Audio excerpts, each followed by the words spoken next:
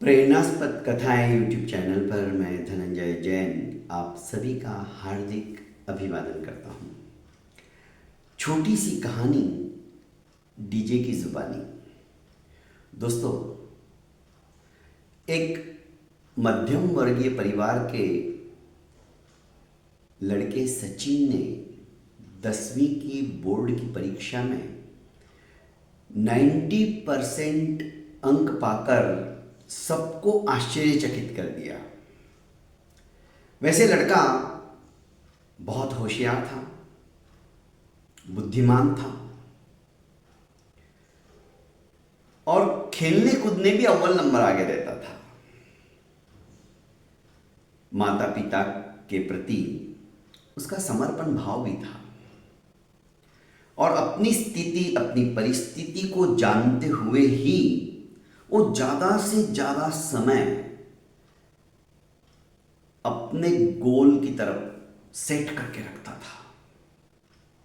ऐसा नहीं कि वो सारा दिन पढ़ता था, वो एक ही घंटा पढ़ता था, पर उस एक घंटे में वो दुनिया भूल जाता था। डूब के पढ़ता था, समझ के पढ़ता था। फलस्वरूप एक बार जो उसने पढ़ लिया, वापस दोबारा पढ़ने की भी उसे जरूरत नहीं पड़ती थी, उसके दिमाग में फिट बैठ जाता था। और बुद्धिमान व्यक्तियों के यही लक्षण होते हैं, वे समझ के सब कुछ करते हैं और जब तक समझ में नहीं आता है वो बेचैन रहते हैं।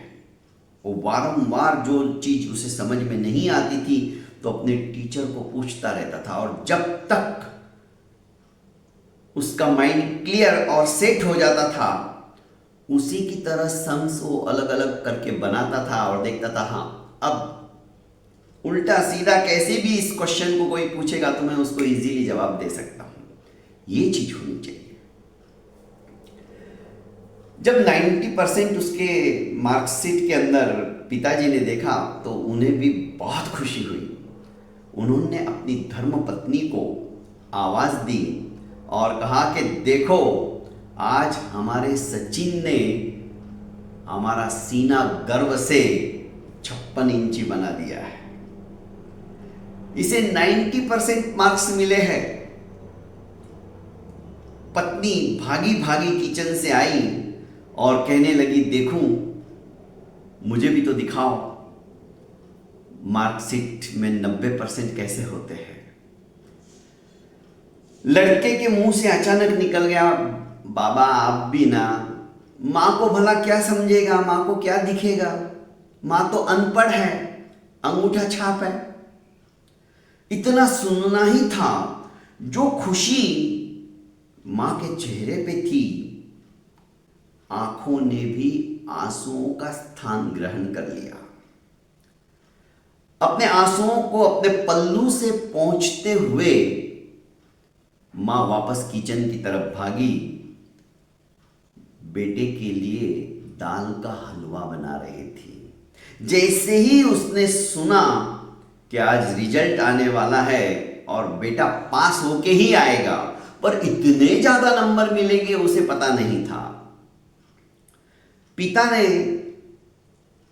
आवाज दी, अरे भाग्यवान, तुम भाग के कहां गई, वापस आओ, दाल का हलवा तो बाद में बनता रहेगा, इधर तो आओ। बेटा भी देखते रह गया, हो क्या रहा है। अब पिताजी ने बेटे के ही वाक्य को पूरा करते हुए कहा कि बेटा, जब तुम गर्भ में थे तब तुम बहुत ज्यादा कमजोर थे। तुम्हारे शरीर का संघनन का परिपक्वता कमजोर होने के कारण से डॉक्टर ने कहा कि मां को पौष्टिक आहार ग्रहण करना ही होगा और ज्यादा से ज्यादा कैल्शियम बनने के लिए इनको दूध भी पीना पड़ेगा। 1 गिलास दूध रोज पीना पड़ेगा। और जबकि तेरी मां को दूध बिल्कुल पसंद नहीं था, पर तेरे अच्छे स्वास्थ्य के लिए, तुझे तो उन्होंने देखा भी नहीं था कि तू गोरा है या काला है, तू आज्ञाकारी है, विनम्रता वाला है, या माँ बाप के प्रति उपेक्षा भाव रखने वाला है, बिना सोचे समझे सिर्फ तेरे स्वास्थ्य के लिए उसने अपने मन को मारकर, जो चीज उसे पसंद नहीं थी बिल्कुल, उसने दूध पीना शुरू कर दिया। जब तुम पैदा हुए तो तुम्हें बार बार सुसु आ जाती थी। रात को हमारी परिस्थिति उस समय इतनी अच्छी भी नहीं थी। रात को तुम्हें गीले में से उठाकर वो सूखे में सुलाती थी ताकि तुम्हारी नींद खराब ना हो, और वो खुद गीले में सो जाती थी क्योंकि वो अनपढ़ है ना। जब तुम पढ़ने लिखने लग गए और कई बार रात को पढ़ते पढ़ते तुम्हें नींद आ जाती, तो तुम्हारी सारी किताबों को समेट के तुम्हारे बस्ते में रखती ताकि तुम्हें सवेरे तकलीफ ना हो समेटने की, क्योंकि वो अनपढ़ है ना बेटा। बेटा, जब तुम बीमार हो जाते थे ना, तो वो अकेली रात रात जगकर तुम्हारे माथे पे गीली पट्टी लगाती थी जब तुम बुखार से तपते थे, तुम्हारी केयर करती थी, तुम्हारी तरफ पूरा उसका ध्यान रहता था। तुम्हें छींक भी आ जाती थी तो परेशान हो उठती थी, क्योंकि वो अनपढ़ है ना। बेटा, हर साल तुम्हारे लिए वो ब्रांडेड कपड़े खरीदने के लिए मुझे वारंवार टोकती रहती थी। जैसे ही मैं नौकरी करके घर पे खाना खाने के लिए छुट्टी पर आता था दोपहर के वक्त, तो उसकी एक ही रट चालू हो जाती थी। 6 महीने हो गए, सचू के लिए अभी तक तुमने टी शर्ट लिया ही नहीं। और वो टी शर्ट भी कैसे लेती थी, जब आजू बाजू के बच्चों को, जो कि हमसे बहुत ज्यादा पैसे वाले थे, उनके बच्चों को देखकर, जब उनके बच्चे उस टी शर्ट में उसे अच्छे लगते थे, तो हमारे सच्चू को भी ऐसा ही लाना है, क्योंकि वो अनपढ़ थी ना। और खुद फटी पुरानी साड़ी के अंदर एक एक साल निकाल देती, पर तुम्हारे लिए कोई कमतरता नहीं आने देती, क्योंकि बेटा वो अनपढ़ है ना। बेटा, जो पढ़े लिखे लोग होते हैं ना, वो मतलबी होते हैं, वो स्वार्थी होते हैं। पर तुम्हारी मां तो अनपढ़ है, उसके मन में कभी भी स्वार्थ नहीं आया। मैं अच्छी दिखूं, मेरे लिए अच्छा होवे, ऐसा कभी उसके मन में नहीं आया। उल्टा तुम्हें जो चीज पसंद है खाने में भी, वो बढ़िया से बढ़िया अड़ोसी पड़ोसी से सीखती इसे कैसे बनाया जाए, और वो बनाती। उसे मैगी पास्ता ये सब बनाना नहीं आता था, उसने पड़ोसियों से जाके सीखा, क्योंकि तुमने कहा था कि माँ आज तो टिफिन के अंदर मेरा दोस्त पास्ता लेके आया था, तुम्हें तो कुछ आता ही नहीं।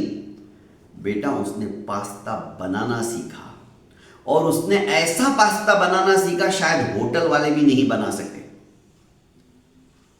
क्योंकि वो अनपढ़ थी ना। वो सिर्फ तुम्हारा और तुम्हारा ख्याल रखती थी। बेटा, पढ़े लिखे लोग जो होते हैं ना, जैसे कि मैंने अभी कहा, वो मतलबी होते हैं, वे स्वार्थी होते हैं। पर तुम्हारी मां निस्वार्थ भावना से तुम्हारे लिए सब कुछ करती गई, क्योंकि वो अनपढ़ है। बेटा, अब मां के आंसू तो रुक गए, पर बेटे के आंसू शुरू हो गए। वो फटाक से आया और अपनी मां को अपनी भुजाओं के अंदर आबद्ध करते हुए कहने लगा कि मां, मुझे माफ कर देना, मैंने ऐसे कैसे कह दिया। अरे, तुम तो हर एक क्षेत्र के अंदर पीएचडी की डिग्री वालों को भी पीछे छोड़ने वालों में सी हो। तुम अनपढ़ नहीं हो, तुम एक अच्छी कुक हो, तुम एक अच्छी डिजाइनर हो, तुम एक अच्छी वकील हो, तुम एक अच्छी डॉक्टर हो, तुम सबसे पहले आज जो ये मां मार्कशीट है ना 90% की, इसके पीछे सारा श्रेय तुम्हारा जाता है। तुम एक उच्च कोटि की शिक्षिका भी हो। सारी डिग्रियां संसार की मां तुम्हारे चरणों में समर्पित है। तुम उन सबसे ऊपर हो। दोस्तों, कहानी छोटी सी है, पर यह सत्य कहानी आज आपको सुनाने के पीछे एकमात्र उद्देश्य है। हम अपने माता पिता के बचपन से लेकर अब तक हमारे ऊपर किए गए उपकारों को एक सेकंड के अंदर भूल जाते हैं। अरे, उनके उपकारों से हम उपकृत नहीं हो सकते। उनके ऋण से हम कभी भी उऋण नहीं हो सकते। माता पिता का कभी भी तिरस्कार मत करो।